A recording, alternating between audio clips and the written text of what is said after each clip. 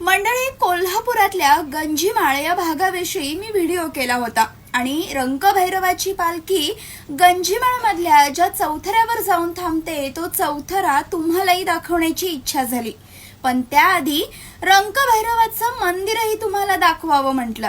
तर बिनखांबी गणेश मंदिर पासून मिरजकर टिकटीला जाणाऱ्या रस्त्याच्या डाव्या बाजूला देवीचं मंदिर तर उजव्या बाजूला श्री रंकभैरवाचं मंदिर आहे. मंदिराचा थाट एखाद्या राजाच्या महालासारखाच आणि मंदिरात दिमाखात दिसणारी ही मूर्ती मन प्रसन्न करून जाते. श्री रंकभैरव देवाला देवीचा कोतवाल किंवा करवीर क्षेत्रपाल असं म्हटलं जातं. करवीर क्षेत्राचं रक्षण या देवांनीच केलं असं लोकांची श्रद्धा आहे. दसऱ्या वेळी श्री रंकभैरवाची पालखी मंदिरातून बाहेर पडते आणि पालखी गंजीमाळकडे नेली जाते. या पालखीसाठी खास तिथं चौथरा बांधलाय. साधारण 1932 साली हा चौथरा बांधला गेलाय. आता गंजीमाळ हा पूर्वी नागरी वस्तीपासून दूर असला तरी तो करवीर संस्थानाचाच एक भाग होता.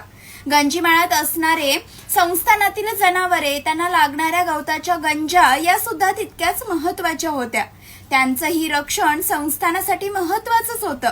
म्हणून कदाचित क्षेत्रपाल असणाऱ्या या रंकभैरवाची पालखी गंजीमाळकडे नेली जात असावी.